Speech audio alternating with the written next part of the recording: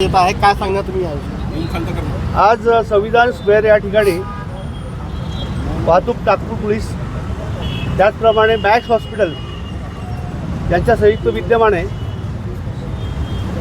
Helmet awareness programme आयोजित करण्यात आला होता। मोठ्या प्रमाणावर हेल्मेट परिधान न केल्यामुळे ॲक्सिडेंट होतात आणि कॅज्युलिटी होते, काही वेळा मृत्यू देखील त्यामध्ये होतो। तर हे सर्व टाळण्यासाठी किंवा त्याला थांबवण्यासाठी मॅक्स हॉस्पिटलमार्फत संपूर्ण भारतवर्षामध्ये शहरामध्ये भारतातील मोठ्या प्रमाणावर अवेअरनेस कॅम्पेनिंग चालवलं जातं। तसंच एक प्रोग्राम या ठिकाणी आज आयोजित केला होता। त्यामध्ये जे विदाऊट हेल्मेट वाहन चालक आम्हाला या ठिकाणी मिळून आले त्यांच्यावर आम्ही चलन कारवाई केली। त्याचबरोबर त्यांना मॅक्स हॉस्पिटलमार्फत एक हेल्मेट पुरवण्यात आले आणि नागरिकांना त्या जागरूक करण्यात आलं की बिना हेल्मेट प्रवास करू नये आणि त्यातून आपल्याला कॅज्युलिटी अपघात हा थांबवता येऊ शकतो। हा एक चांगला संदेश या कार्यक्रमातून देण्यात आलेला आहे। धन्यवाद सर। आपण बघितलं की पेट्रोलच्या प्रमाणात जे आहेत, मागे बसणारा जो दुचाकीवर आहे तो पण खूप प्रमाणात आहे, त्याचे देखील मृत्यू होतो।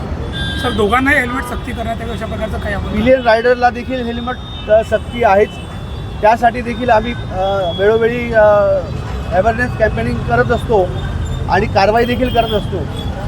परंतु काही कारणास्तव पिलियन रायडर मागेही तो बसलेला प्रवासी असतो, तो हेल्मेट परिधान करत नाही, तर आम्ही त्या दृष्टीने देखील प्रयत्न करत आहोत। थँक्यू।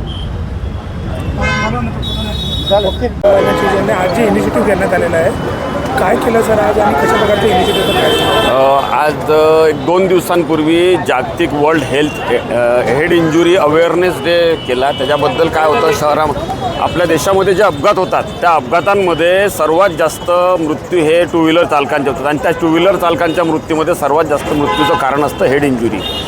डोकं हा शरीराचा सर्वात नाजूक भाग आहे आणि त्याच्यामुळे तो सुरक्षित राहावा याच्यासाठी हेल्मेट घालायला पाहिजे आणि त्याच गोष्टीला प्रोत्साहन देण्यासाठी तसंच वाहतूक नियमांचा प्रचार आणि प्रसार व्हावा आणि जनतेमध्ये हेल्मेट घालण्याप्रती तसंच वाहतुकीचे नियम पाळण्याप्रती जास्तीत जास्त मोटिवेट जनतेला करता यावं या उद्देशाने हा कार्यक्रमाचं आयोजन मॅक्स हॉस्पिटल आणि नागपूर शहर पोलीस वाहतूक विभाग यांच्या वतीनं करण्यात आलं आहे। सर, आपण बघितलं की पेट्रोलच्या प्रमाणात जे आहे ते दुचाकीच्या मागे बसणारा व्यक्ती देखील दगावतो, त्याला देखील हेल्मेटची सक्ती व्हावी या संदर्भात काही आपण?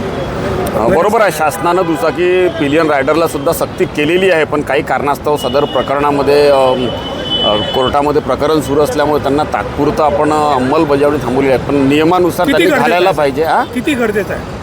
गरजेचं सारखंच आहे दोन्ही, कारण दोघांच्या जीवाला किंमत सारखी आहे। आपण ड्रायव्हरची वेगळी किंमत आणि पिलियन रायडरची वेगळी किंमत असं कॅल्क्युलेट करू शकत नाही, दोघांच्या जीवाला तेवढीच किंमत आहे। सर्वात महत्त्वाचा आमचा उद्देश आहे की अपघातच होऊ नये यासाठी आम्ही जास्तीत जास्त अवेअरनेस करतो आहे। जागोजागी जाऊन लोकांना वाहतुकीचे प्रचार, शाळा कॉलेजेसमधून सुद्धा आम्ही मोहीम राबवतो आहे आणि त्या माध्यमातून जास्तीत जास्त आणि मागच्या वर्षी जो ऑपरेशन यू टर्न आम्ही राबवलं 2025मध्ये, त्याचा निकाल आम्हाला असा मिळालेला आहे की 100 ॲक्सिडेंट मागच्या वर्षीच्या तुलनेत यावर्षी कमी झालेले आहे आणि त्याच्यामुळे शर्म जीव वाचवण्यात आम्ही नागपूर शहर पोलिसांची ही मोहीम सक्सेसफुल राहिलेली आहे।